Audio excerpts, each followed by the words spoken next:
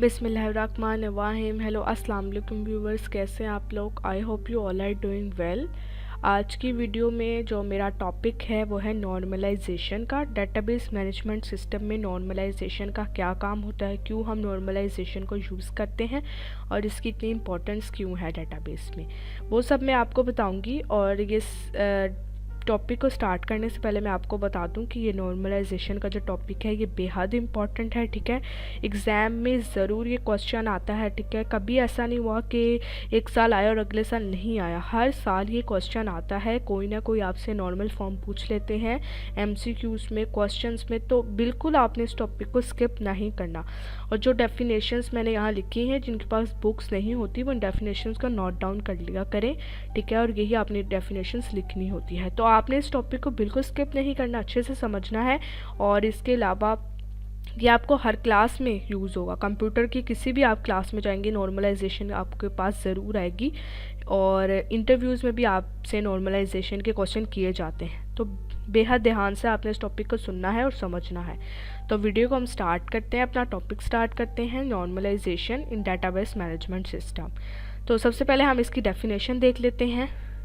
The process of producing a simpler and more reliable database structure is called normalization. ऐसा process जो simple और more reliable database structure बनाता हो उस को हम नॉर्मलाइजेशन का प्रोसेस कहते हैं। सिंपलर डेटाबेस हो और रिलायबल डेटाबेस स्ट्रक्चर हो। उसके बाद it is use to create a suitable set of relation for sorting data. Data sorting के लिए सूटेबल सेट ऑफ रिलेशंस बनाता है। ऐसे रिलेशंस का सेट होता है जिसमें हम डाटा जब सॉर्ट करते हैं तो हमें किसी किस्म की कोई प्रॉब्लम नहीं होती। उसके बाद this process work through different stages known as normal forms.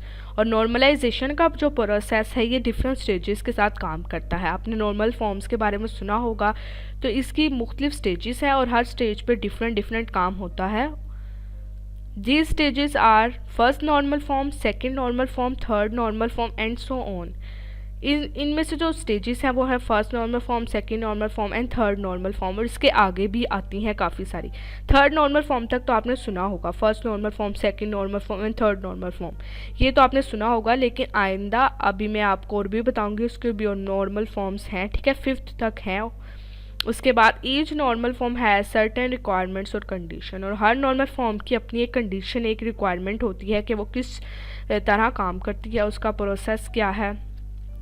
तो हर नॉर्मल फॉर्म की अपनी कंडीशन होती है। तो नॉर्मलाइजेशन का प्रोसेस क्या है, ये हमारे पास सिंपलर और मोर रिलायबल डेटाबेस स्ट्रक्चर बनाता है। ठीक है, और वो डेटाबेस स्ट्रक्चर है उसमें ऐसे रिलेशंस बनाता है जिसमें हमें डाटा जब हमने एंटर करना हो तो हमें कोई किसी किस्म की कोई प्रॉब्लम ना आए, कोई इनॉमली ना आए। इनॉमली का जो टॉपिक है वो मैं लास्ट टाइम आपको पढ़ा चुकी हूँ। ठीक है, नॉर्मलाइजेशन करने से पहले आपको इनॉमली का टॉपिक आना चाहिए। इनॉमलीज़ का टॉपिक भी आपने अगर वीडियो नहीं सुनी तो चैनल पे जाके वो वीडियो भी सुन लीजिएगा, फिर आपको ये नॉर्मलाइजेशन वाला टॉपिक और क्लियर हो जाएगा। तो नॉर्मलाइजेशन क्या है कि डेटाबेस जो स्ट्रक्चर है उसको सिंपलर बनाना और रिलायबल बनाना, और ऐसे रिलेशंस बनाना जिसमें हम जब डाटा एंटर करें तो हमें किसी किस्म की कोई नॉर्मली कोई प्रॉब्लम ना हो। और इसकी फॉर्म्स होती हैं काफ़ी सारी, और हर फॉर्म का अपना अपना काम है। और वो आगे चलते हैं। आगे है पर्पसेस ऑफ नॉर्मलाइजेशन। नॉर्मलाइजेशन का पर्पस क्या है, क्यों नॉर्मलाइजेशन डेटाबेस में यूज़ की जाती है। It makes the database design efficient in performance. Database का डिज़ाइन एफिशिएंट बनाता है। जब रिलेशंस, ऐसे रिलेशंस नॉर्मलाइजेशन से बनते हैं जिसमें डाटा एंटर करने में कोई प्रॉब्लम ना हो, तो जाहिर बात है डेटाबेस का जो डिज़ाइन है वो एफिशिएंट हो गया। परफॉर्मेंस के लिहाज से कोई नॉर्मली नहीं आ रही, कोई प्रॉब्लम नहीं आ रही, तो एफिशिएंट डिज़ाइन होता है। उसके बाद it reduce the amount of data if possible. और ये डाटा का जो अमाउंट ऑफ डाटा है वो कम से कम कर देता है। कम से कम किस तरह करते हैं, ये नहीं कि आपका डाटा ख़त्म कर दिया, नहीं। जो फजूल डाटा होता है, मतलब जिसकी हमें ज़रूरत नहीं होती है, वो डाटा भी हमारा एंटर हो जाता है। अगर आपका एक डाटाबेस नॉर्मलाइज नहीं है तो आपके पास उसके अलावा फजूल एंटिटीज़, फजूल से रिलेशंस भी बन जाते हैं। ठीक है, तो उन रिलेशंस को ख़त्म करने के लिए भी नॉर्मलाइजेशन का प्रोसेस यूज़ होता है, जिससे आपके डाटा की जो अमाउंट है वो जितनी भी पॉसिबल हो सकती है उससे कम हो जाती है। It makes the database design free of update, insertion and deletion anomalies. Update की अनोमली, इंसर्शन और डिलीशन अनोमली, जितनी भी अनोमलीज होती हैं वो सब डेटाबेस से रिमूव हो जाती हैं। आप अनोमलीज का टॉपिक पढ़ें, आपको पता लग जाएगा ये कौन कौन सी अनोमलीज हैं। ये अनोमलीज भी आपके डेटाबेस से रिमूव हो जाती हैं। It makes the design according to the rules of relational databases. उसके बाद रिलेशनल डेटाबेसेस के जितने भी रूल्स हैं उसके मुताबिक पूरा आपका डेटाबेस का जो डिज़ाइन है वो रूल्स के मुताबिक हो जाता है। उसके बाद it identifies relationship between entities, और ये आइडेंटिफाई करता है कि रिलेशनशिप और एंटिटीज़ का जो भी रिलेशनशिप है एंटिटीज़ के दरमियान उसको आइडेंटिफाई करता है, क्लियरली आइडेंटिफाई करता है कि एंटिटीज़ का आपस में क्या रिलेशनशिप है। तो ये पर्पज़ हैं नॉर्मलाइजेशन के, और भी काफ़ी सारे हैं लेकिन मैंने यहाँ इतने लिख दिए हैं, ये आप नोट डाउन भी कर सकते हैं और पेपर में यही लिख सकते हैं। आगे चलते हैं, कैरेक्टरिस्टिक्स ऑफ नॉर्मलाइज डेटाबेस। अब नॉर्मलाइज डेटाबेस जो होता है उसकी क्या इंपॉर्टेंस, उसकी क्या स्पेशलिटी होती है। Each relationship must have a की फील्ड। हर रिलेशन की एक की फील्ड ज़रूर होती है।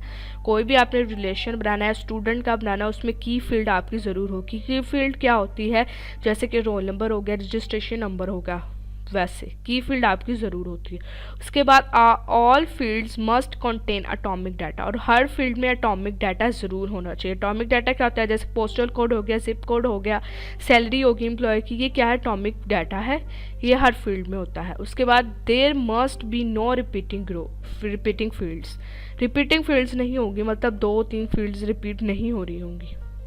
उसके बाद each table must contain information about a single entity. Her table में सिंगल एंटिटी की जो इंफॉर्मेशन है वो होगी, सिंगल एक एंटिटी की इंफॉर्मेशन उसमें ज़रूर होगी। Each field in a relation must depend on की फील्ड्स। जो एक रिलेशन है वो की फील्ड्स पर डिपेंड कर रहा होगा। Each field in a relation, जो रिलेशन में कोई भी फील्ड है वो की फील्ड पर डिपेंड कर रही होगी। जो भी आपने की फील्ड बनाई होगी उस पर वो फील्ड डिपेंड कर रही होगी।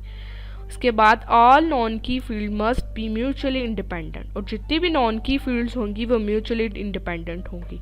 तो ये है हमारा प्रोसेस। इसके बाद मैं आपको डायग्राम दिखाती हूँ कि किस तरह नॉर्मलाइजेशन में कितनी स्टेजेस होती है और कितनी फॉर्म्स होती है और वो क्या क्या वर्किंग करती हैं।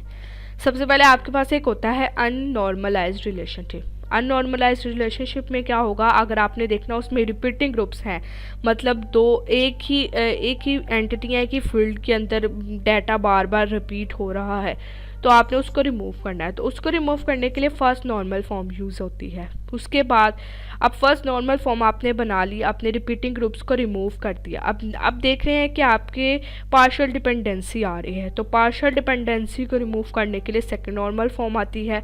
उसके बाद रिमूव ट्रांजिटिव डिपेंडेंसी है तो उसको रिमूव करने के लिए थर्ड नॉर्मल फॉर्म। इसके बाद फंक्शनल डिपेंडेंसी, उसको रिमूव करने के लिए बॉयज़ कॉड नॉर्मल फॉर्म।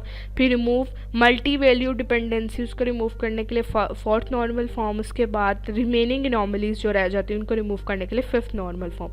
इस तरह फिफ्थ नॉर्मल 5 नॉर्मल फॉर्म्स होती हैं, ठीक है। थर्ड तक तो आपने सुना होगा और आप शायद आपको पता भी हो, लेकिन उसके बाद Boyce Codd normal form, fourth normal form and fifth normal form.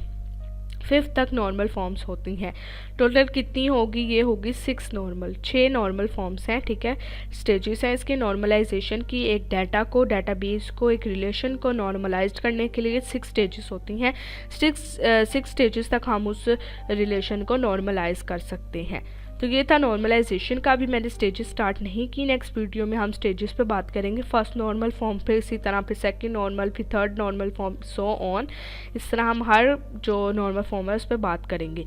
तो आई होप आपको ये वाली वीडियो अच्छे से समझ आ गई होगी नॉर्मलाइजेशन की। अगर आपको ये नहीं समझ आई या कोई इससे रिलेटेड क्वेश्चन है आपके दिमाग में तो आप कमेंट बॉक्स में कमेंट करके पूछ सकते हैं। और ये वीडियो देखने से पहले अगर जिन स्टूडेंट ने एनोमलीज़ वाली वीडियो नहीं देखी तो पहले वो एनोमलीज़ वाली वीडियो देखें ताकि उनको अंदाज़ा हो और ये नॉर्मलाइजेशन की वीडियो उनको अच्छे से समझ आए। और इसके अलावा एग्ज़ाम से रिलेटेड कोई न्यूज़ चाहिए आपको तो आप कमेंट बॉक्स में कमेंट करके बता सकते हैं। आई होप आपको वीडियो पसंद आई होगी।